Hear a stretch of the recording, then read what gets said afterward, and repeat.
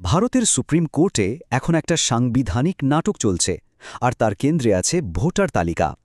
অভিযোগ উঠেছে লক্ষ লক্ষ ভোটারের নাম বাদ পড়ার, যা আমাদের গণতন্ত্রের একেবারে গোড়ায় নাড়া দিয়ে দিয়েছে। তো আজ আমরা এই বিতর্কের গভীরে যাব। ঠিক কি ঘটছে, কেনই বা ঘটছে, আর এর প্রভাব কতটা পড়তে পারে। চলুন শুরু করা যাক। সব শেষ, বিচার দরজার আড়ালে কাঁদছে। ভাবুন একবার, এ কথাটা কিন্তু কোনো রাজনীতিক মঞ্চে বলা হয়নি। এটা বলা হয়েছে ভারতের সর্বোচ্চ আদালতে, একেবারে প্রধান বিচারপতির সামনে। আর যিনি বলেছেন তিনি পশ্চিমবঙ্গের মুখ্যমন্ত্রী মমতা বন্দ্যোপাধ্যায়। আসলে এই একটা বাক্যই বুঝিয়ে দেয় যে এই বিতর্কটা কতটা গভীর আর আবেগঘন। না, এটা শুধু একটা সাধারণ রাজনৈতিক ভাষণ ছিল না। ভারতের ইতিহাসে এটা একটা বিরল মুহূর্ত, যেখানে একজন মুখ্যমন্ত্রী নিজে দাঁড়িয়ে প্রধান বিচারপতির এজলাসে সওয়াল করছেন। আর ঠিক সেই মুহূর্ত থেকেই ভোটার তালিকা সংশোধনের এই পুরো প্রক্রিয়াটা নিয়ে দেশ জুড়ে একটা বিরাট বিতর্ক শুরু হয়ে যায়। এই বিতর্কের একেবারে কেন্দ্রে আছে নির্বাচন কমিশনের একটা প্রক্রিয়া, যার নাম SIR বা স্পেশাল ইন্টেন্সিভ রিভিশন। সহজ করে বললে, নির্বাচনের ঠিক আগে খুব তাড়াতাড়ি আর অনেক বড় আকারে ভোটার তালিকা আপডেট করার একটা বিশেষ ব্যবস্থা। কিন্তু আশ্চর্যের বিষয় হল, ঠিক এই প্রক্রিয়াটা নিয়েই এখন মারাত্মক সব প্রশ্ন উঠছে। বেশ, আদালতের সেই নাটকীয় মুহূর্তের কথা তো শুনলাম, কিন্তু আসল অভিযোগটা কি? চলুন এবার সেই সংখ্যাগুলোর দিকে তাকানো যাক, যা এই বিতর্ককে আরও জটিল করে তুলেছে। অভিযোগটা হলো, পশ্চিমবঙ্গে এর মধ্যেই নাকি ৫৮ লক্ষ ভোটারের নাম তালিকা থেকে কেটে দেওয়া হয়েছে। একবার ভাবুন, ৫৮ লক্ষ, এটা কিন্তু কোনো ছোট সংখ্যা নয়। আর এই বিপুল সংখ্যক নাম বাদ পড়ার ঘটনা থেকেই বিতর্কের শুরু। কিন্তু গল্পটা এখানে শেষ হচ্ছে না। আরও প্রায় ১,৪,০০,০০০ ভোটারের নাম বাদ পড়ার ঝুঁকিতে আছে। এদেরকে লজিক্যাল ডিসক্রিপ্যান্সি বা যৌক্তিক অসঙ্গতি বলে ট্যাগ করা হয়েছে। এর মানে কি? মানে হলো, ডেটাবেসে তাদের তথ্যে হয়তো সামান্য কোনো গরমিল আছে, যেমন নামের বানানে একটু তফাৎ বা ঠিকানায় ছোটখাটো ভুল, কিন্তু এর ফলে বিপদটা আরও অনেক বড় হওয়ার একটা আশঙ্কা তৈরি হয়েছে। এখন প্রশ্ন হলো, এতগুলো নাম বাদ পড়ছে কেন, বা পড়ার ঝুঁকিতেই বা আছে কেন? অভিযোগকারীরা বেশ কয়েকটা কারণ দেখাচ্ছেন। প্রথমত বলা হচ্ছে আর্টিফিশিয়াল ইন্টেলিজেন্স বা AI বাংলা উপভাষা আর বানানের সূক্ষ্ম পার্থক্য ধরতে পারছে না। যেমন ধরুন, ব্যানার্জি বনাম বন্দ্যোপাধ্যায়।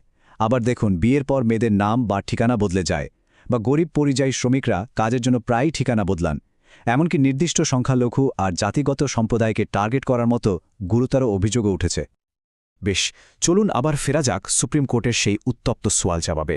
প্রধান বিচারপতির সামনে দুই পক্ষ ঠিক কি যুক্তি দিয়েছিল, আসুন একবার দেখে নেওয়া যাক।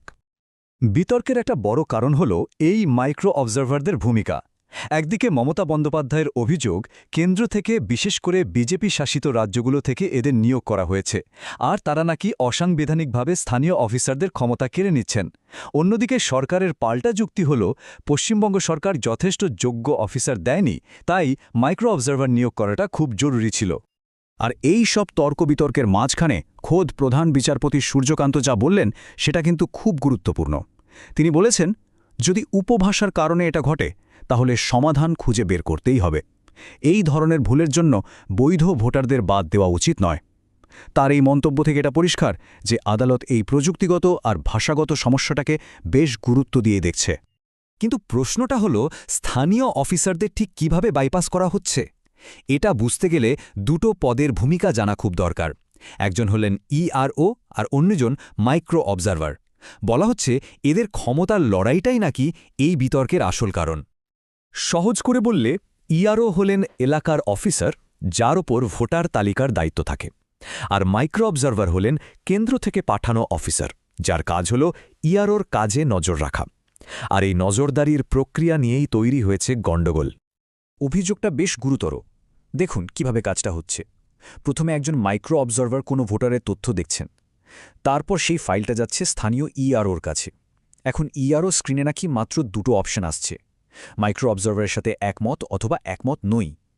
অভিযোগটা হলো, ERO যদি কোনো কারণে সেটা ভুল করে হোক বা চাপের মুখেই হোক একমত বোতামে ক্লিক করে দেন, তাহলেই ভোটারের নামটা অটোমেটিক্যালি তালিকা থেকে বাদ পড়ে যাচ্ছে, আর কোনো দ্বিতীয়বার খতিয়ে দেখার সুযোগই থাকছে না।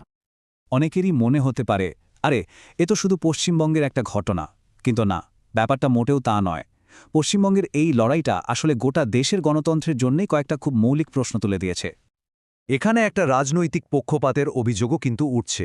মমতা বন্দ্যোপাধ্যায়ের দাবি অনুযায়ী যে কেন্দ্রগুলোতে তৃণমূল কংগ্রেস জিতেছে সেখানে 40,000 থেকে 70,000-এরও বেশি নাম বাদ দেওয়া হয়েছে, অথচ যে কেন্দ্রগুলোতে বিজেপি জিতেছে সেখানে সংখ্যাটা মাত্র 3,000 থেকে 11,000-এর মধ্যে।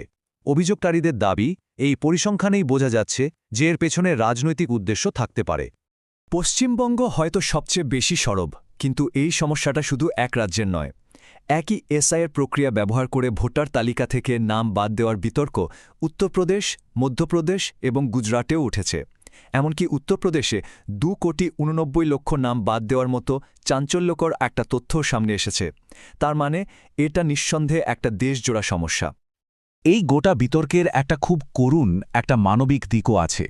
অভিযোগ উঠেছে যে এই এসআইআর প্রক্রিয়ার সময়ে কাজের মারাত্মক চাপের কারণে পশ্চিমবঙ্গে প্রায় 150 জন বুথ লেভেল অফিসার বা বিএলও মারা গেছেন। এই ঘটনাটা চোখে আঙুল দিয়ে দেখিয়ে দেয় যে এই প্রক্রিয়ার সঙ্গে যুক্ত কর্মীদের ওপর ঠিক কতটা চাপ তৈরি হচ্ছে। তাহলে সব শেষে একটাই বড় প্রশ্ন থেকে যায়। যখন ভোটার তালিকা তৈরির প্রক্রিয়াটা নিয়েই প্রশ্ন উঠে যায়, তখন একটা নির্বাচনের ফলাফলের ওপর তার কী প্রভাব পড়তে পারে? এই প্রশ্নটা কিন্তু শুধু একটা রাজ্য বা একটা নির্বাচন নিয়ে নয়, এটা আমাদের গণতন্ত্রের একেবারে মূল ভিত্তি নিয়েই একটা বড় প্রশ্ন।